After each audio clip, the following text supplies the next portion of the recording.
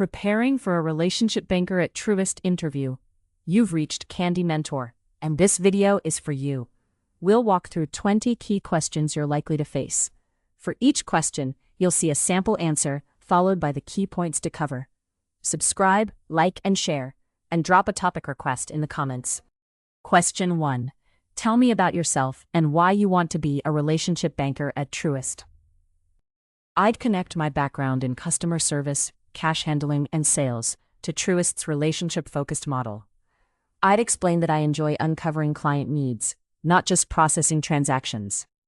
The relationship banker role appeals to me because it combines problem-solving, financial guidance, digital education, and branch teamwork. I'd close by showing long-term interest in growing within banking, while helping clients feel confident and cared for daily. While answering, connect your customer service background to branch banking, relationship building, ethical sales, cash accuracy, digital comfort, and Truist's purpose-driven culture. Show motivation beyond simply wanting any banking job. Question 2. What do you know about Truist and why does our purpose matter in this role? Truist was formed through the BB&T and SunTrust merger, and its purpose is to inspire and build better lives and communities. In an interview, I'd connect that purpose to branch behavior, listening first, offering practical solutions, and treating every client with respect. I'd also mention Truist's focus on community banking, digital capabilities, and advice-based relationships, because a relationship banker represents that purpose in everyday conversations.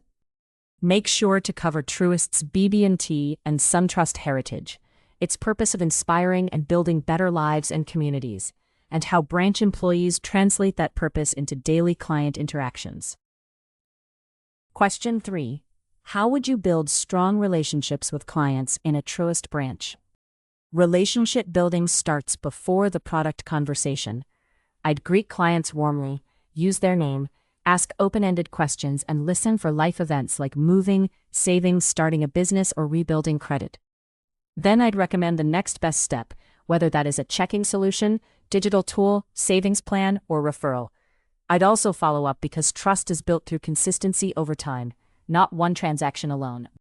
In your answer, talk about greeting clients warmly, asking open-ended questions, remembering preferences, identifying life events, following up, and balancing friendly service with professional financial guidance. Question 4. Describe your approach to uncovering a client's financial needs. A consultative approach means I'm diagnosing before recommending. I'd ask what the client is trying to accomplish, how they currently bank, what frustrates them, and what financial priorities they have. If a client keeps high checking balances, I might discuss savings options. If they travel, card features matter. The goal is to match solutions to needs, not push products, and create confidence for the client. Be sure to mention consultative discovery, active listening, account review, understanding short and long-term goals, matching solutions to needs, and avoiding a product-pushing tone. Question 5. How would you handle an upset client who is frustrated about a fee or account hold? I'd stay calm, acknowledge the frustration, and avoid sounding defensive. First, I'd review the account facts and explain the policy in plain language, whether it involves a fee, hold, or transaction timing. If Truist made an error, I'd own it and fix it. If not, I'd still look for options, educate the client, and preserve the relationship respectfully while following policy and documenting the interaction. While answering, focus on empathy, de-escalation, fact-finding, explaining policies clearly, knowing when to escalate, and preserving the relationship even when the answer is not what the client wants. Question 6. How do you meet sales goals without making clients feel pressured? Ethical sales means the recommendation must make sense for the client. I'd meet goals by having more quality conversations, not by forcing unnecessary accounts. I'd use needs-based questions, explain benefits and costs clearly, and confirm understanding before opening anything. That protects the client, the bank, and my credibility. Strong performance comes from trust, referrals, and repeat relationships over time, in the branch every week, consistently. Make sure to cover ethical sales, needs-based conversations, clear product explanations, compliance, long-term trust, and how quality client conversations create sustainable branch performance. Question 7. Give an example of how you would cross-sell a banking product appropriately. Cross-selling works when it is tied to a real client need. For example, if a client has direct deposit but no savings buffer, I'd discuss automatic transfers into a savings account. If they mention home repairs, I might explore credit options or a referral. I'd position it as helping them organize their financial life, not as selling an extra product during a transaction conversation at the right time. In your answer, talk about listening for cues, connecting products to actual needs, explaining value simply, and positioning cross-selling as client support rather than aggressive selling. Question 8. How do you ensure accuracy when handling cash and processing transactions? Cash accuracy is about discipline. I'd verify amounts out loud, count cash back to the client, use dual control when required, and balance throughout the day instead of waiting until close.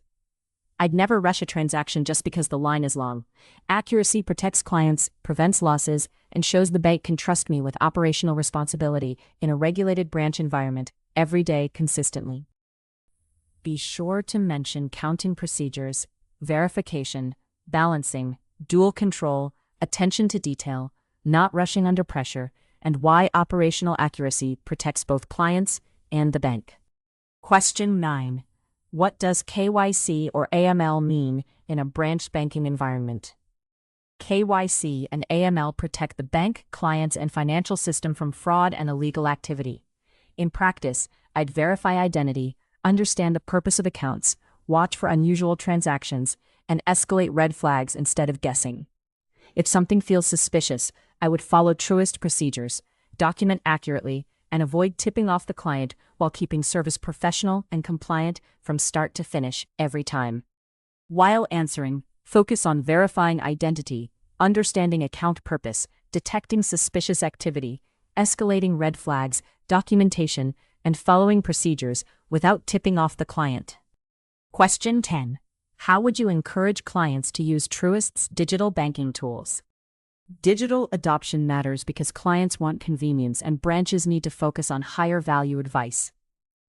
I'd show clients how to use mobile deposit, alerts, transfers, card controls, and online statements. I would tailor the explanation to their comfort level, especially for older or hesitant clients. Done well, digital education reduces friction and deepens the relationship because they feel more confident banking independently between branch visits. Make sure to cover convenience, mobile deposit, alerts, transfers, card controls, client education, adapting to comfort level, and using digital tools to strengthen rather than replace relationships. Question 11. Tell me about a time you worked with a team to achieve a goal. I'd use a STAR example where the branch or store had a shared target or service problem. My answer would show I communicated early, helped teammates during busy periods, and stayed accountable for my part.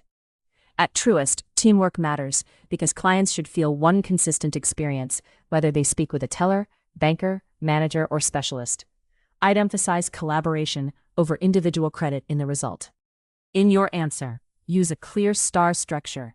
Show collaboration, communication, reliability, shared accountability, and connect the example to a branch environment where clients expect one coordinated experience. Question 12. How would you prioritize clients, appointments, phone calls, and operational tasks on a busy day? I'd triage based on client impact, risk, and deadlines. A client waiting in the lobby comes first, but I'd also communicate realistic timing for appointments, follow-ups, and operational tasks. If several priorities conflict, I'd ask my manager for alignment. The key is staying organized without making clients feel ignored or rushed, while still meeting compliance and service expectations throughout the business day in branch daily. Be sure to mention triage, client impact, risk, deadlines, communication, asking for manager support when needed, and staying calm during peak branch traffic. Question 13. How would you explain overdraft fees or available balance to a confused client? Overdrafts can feel emotional, so I'd explain them simply and without judgment. I'd describe how timing, pending transactions, available balance, and fees work. Then show tools that help prevent surprises. such as alerts or balance monitoring. I'd also review whether the client's account setup still fits their habits, because education should lead to a better banking routine and fewer future issues for that client personally. While answering, focus on simple language, patience, non-judgmental education, transaction timing, pending charges, available versus current balance, alerts, and helping the client prevent repeat issues. Question 14. How do you protect client confidentiality in a branch setting? Confidentiality is non-negotiable in banking. I'd only access information for a legitimate business reason, verify the client before discussing account details, and avoid conversations where others can overhear sensitive data. I'd also keep documents secure and follow clean desk practices. Clients trust Truist with private financial information, so discretion is part of the job during every interaction and follow-up, inside or outside the branch environment daily. Make sure to cover identity verification, limited account access, secure documents, private conversations, clean desk habits, password protection, and why confidentiality is central to client trust. Question 15. What would you do if your teller drawer or transaction totals did not balance? If my drawer did not balance, I'd stop and investigate methodically. I'd recount cash, review transaction tickets, check denominations, and notify the appropriate supervisor based on policy. I would not hide the issue or guess. Small discrepancies can reveal process mistakes, training gaps, or fraud risk, so accuracy and transparency matter more than pride or speed at the end of the day for everyone involved. In your answer, talk about stopping, recounting, reviewing transactions, notifying the right supervisor, following policy, documenting the issue, and being transparent rather than hiding mistakes. Question 16. How would you respond if you suspected a client was being targeted by fraud or a scam? Fraud prevention starts with paying attention to behavior, not just transactions. If an elderly client suddenly withdraws a large amount under pressure, I'd ask calm questions, look for red flags, and involve a manager. I'd follow Truist's escalation procedures and avoid accusing the client. The goal is to protect them while respecting their dignity and keeping the branch response discreet, documented, and policy-based throughout the process. Be sure to mention observation, asking careful questions, involving a manager, following escalation procedures, protecting vulnerable clients, avoiding accusations, and keeping the interaction discreet. Question 17. How would you contribute to branch growth and Truist's community presence? Community presence is part of Truist's brand, not a side activity. I'd support branch growth by knowing local businesses, participating in community events, asking for referrals appropriately, and delivering service people remember. When clients see the branch as helpful and approachable, they are more likely to consolidate relationships and recommend us to friends, family, and colleagues, which supports long-term deposit and loan growth locally too. While answering, focus on local relationship building, community involvement, referrals, client follow-up, small business awareness, and representing Truist's purpose outside routine transactions. Question 18. When would you refer a client to a mortgage, small business, wealth, or lending specialist? A strong referral is a warm handoff, not just giving a phone number. I'd identify needs outside my authority, like mortgage, small business lending, investments, or complex credit, then explain why a specialist can help. I'd introduce the client, share relevant context with permission, and follow up so the client feels supported rather than passed off. That keeps trust with the branch relationship afterward as well. Make sure to cover recognizing needs beyond your authority. Warm handoffs, client permission, clear context, follow-up, and using specialists to improve the client experience. Question 19. Tell me about a time you failed to meet a goal or mishandled a customer interaction. What did you learn?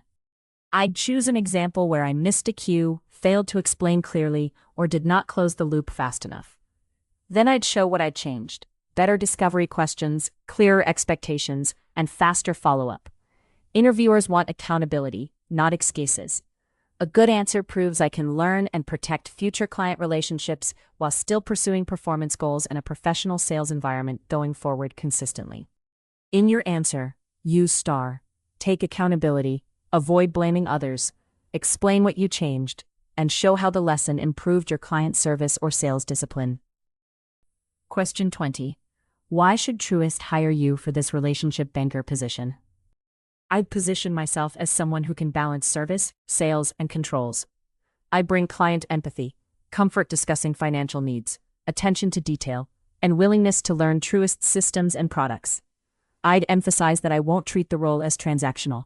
My goal is to earn trust, deepen relationships, and contribute to a strong branch culture while meeting goals ethically and consistently every single day. Be sure to summarize service mindset, sales discipline, attention to detail, compliance awareness, teamwork, coachability, and genuine alignment with Truist's relationship-based branch model. If you are still with us, congratulations. You are much ahead of the rest and serious about preparing for your interview. We hope we were able to add value to your preparation and create some helpful content. Do not forget to like and share this video. Your small act can do great things for us.